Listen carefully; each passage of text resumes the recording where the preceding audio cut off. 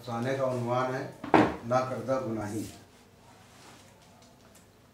उसकी आंख अचानक खुल गई। हलक सूख रहा था। वो खामोशी से उठा, रेफ्रिजरेटर से पानी की बोतल निकालकर हलक को तल किया। दीवार से लगी हुई घड़ी की तरफ देखा। रात के 3 बज रहे थे।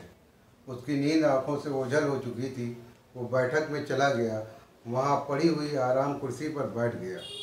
टेक लगाकर आंखें बंद कर ली और धीरे धीरे कुर्सी पर झूलने लगा।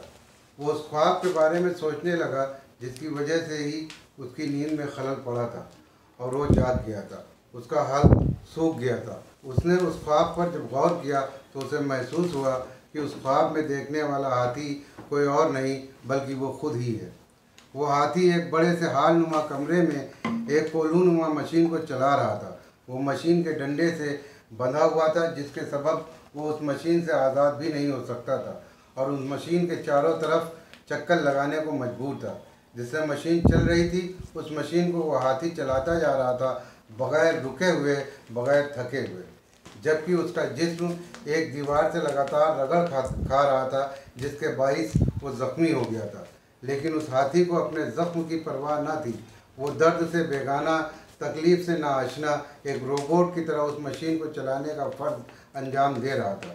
सलीम ने खुद को उस जगह रख कर देखा, खुद का तज्ज़िया किया। वो भी तो बिल्कुल इसी हाथी की तरह तमाम एहसासात से खाली अपने फ़राइज़ अंजाम दे रहा था। सलीम 8 भाई बहनों में सबसे बड़ा था और इस वजह से घर का जिम्मेदार भी वही था।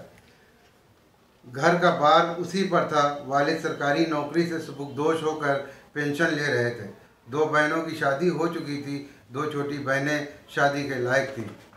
3 छोटे भाई जिनमें 2 छोटे अभी ज़ेर तालीम थे और एक तालीम से फारिग होकर नौकरी की तलाश कर रहा था जो अब तक बेसूद साबित हुई थी। सिर्फ सलीम ही बरसरे रोज़गार था। एक सरकारी महकमे में अच्छे ओहदे पर फायज था जिसके सबब घर के माली हालात पर कोई असर न पड़ा। सलीम की शादी हो चुकी थी। 2 बच्चों का बाप था। तनख्वाह माँ के हाथ पर रख देता था। फर्माबरदार बेटा था। इसी बात पर उसकी बीवी उससे चिढ़ जाती थी कि उसका अपना भी खर्च है, लेकिन जैसे तैसे वो अपनी ज़िंदगी की गाड़ी खींच रहा था।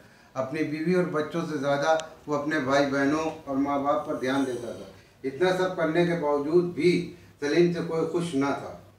अभी आज सुबह ही दफ्तर जाने से पहले वालिद ने एक हुक्म सादिर किया।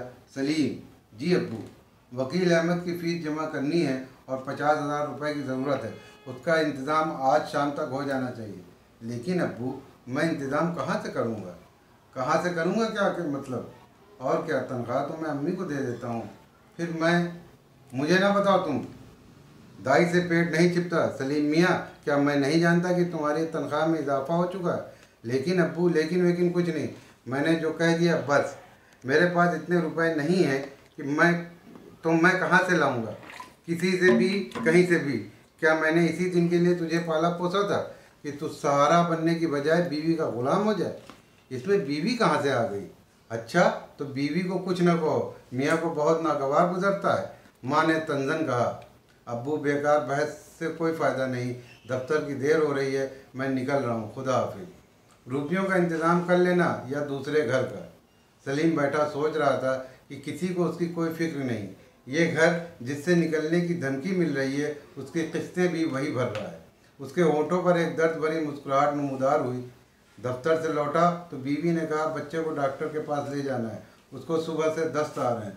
सलीम का पसीना भी अभी नहीं सूखा। उसे पानी तक के लिए किसी ने नहीं पूछा। अच्छा रुको, ज़रा नहा कर कपड़े बदल लूँ, फिर चलता हूँ। अभी चलिए, कपड़े लौट कर बदल लीजिएगा, बीवी ने इसरार किया। सलीम झुंझला गया। घर में और कोई नहीं था क्या?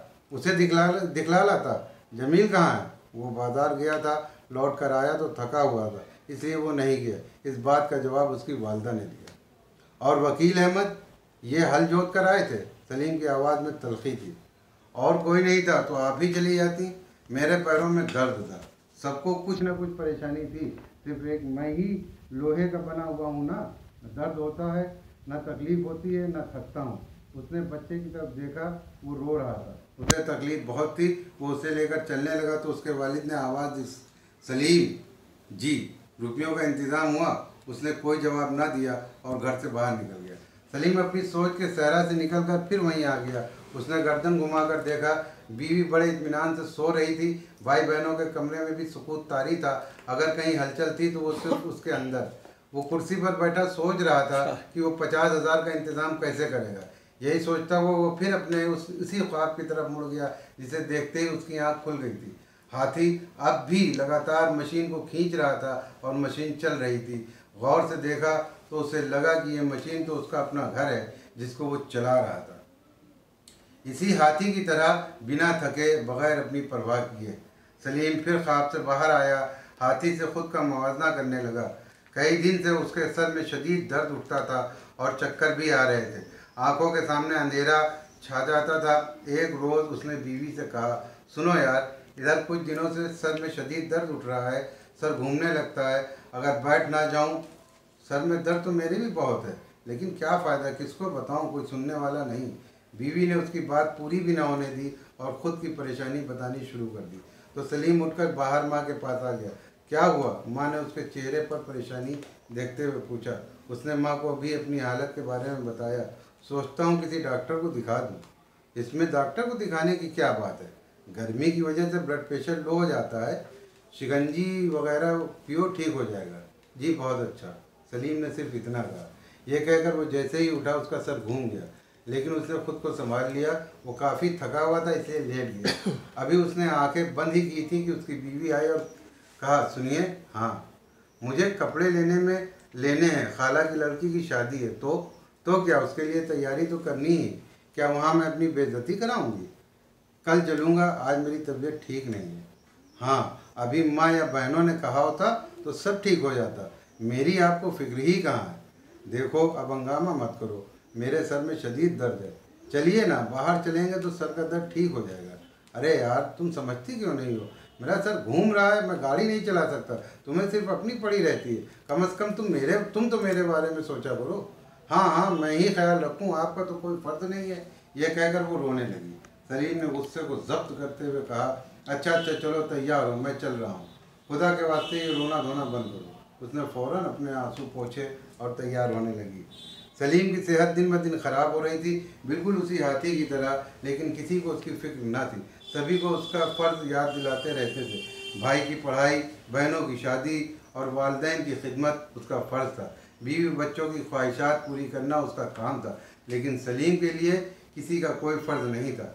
सलीम घर की मशीन को खींचता जा रहा था और उसका जिस्म कमज़ोर होता जा रहा था, इसी हाथी की तरह जो उस कोलूनुमा मशीन को चलाते वक्त एक दीवार से रगड़ खा रहा था और धीरे धीरे जिस्म का एक हिस्सा पूरी तरह कट कर साफ हो गया था। लेकिन हाथी उन सब से बेगाना बस चल रहा था। उसे खबर भी न थी कि उसके जिस्म का एक हिस्सा घिस कर ख़त्म हो चुका है।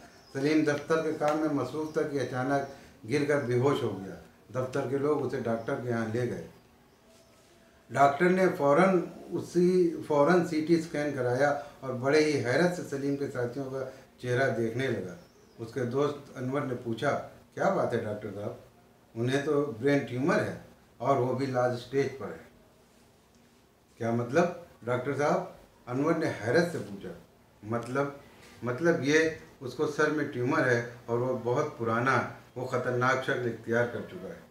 तो डॉक्टर साहब, उसका कोई इलाज नहीं? उसका एक ही इलाज है, ऑपरेशन। लेकिन क्या डॉक्टर साहब, साफ साफ बताइए। लेकिन अब ऑपरेशन भी नहीं हो सकता।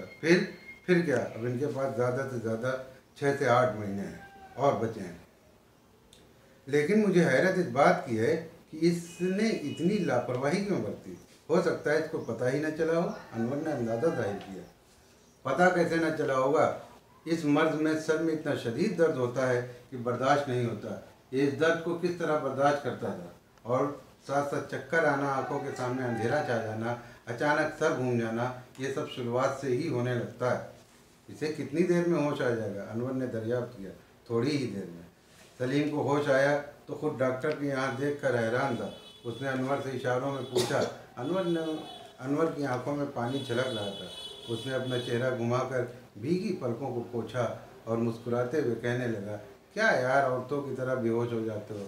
सलीम के होठों पर एक दर्द भरी मुस्कुराहट नमूदार हुई। उसने कहा, मेरे दोस्त, मैंने सब सुन लिया। जब डॉक्टर तुमको बता रहे थे तो मुझे होश आ चुका था। अनवर उन नम आंखों से उस हाथी को देख रहा था जिसका आधा जिस्म पूरी तरह ख़त्म होने के बाद भी अपना फ़र्ज बखूबी अंजाम दे रहा था। माहौल। हाँ हेलो, अभी आप अपने हैं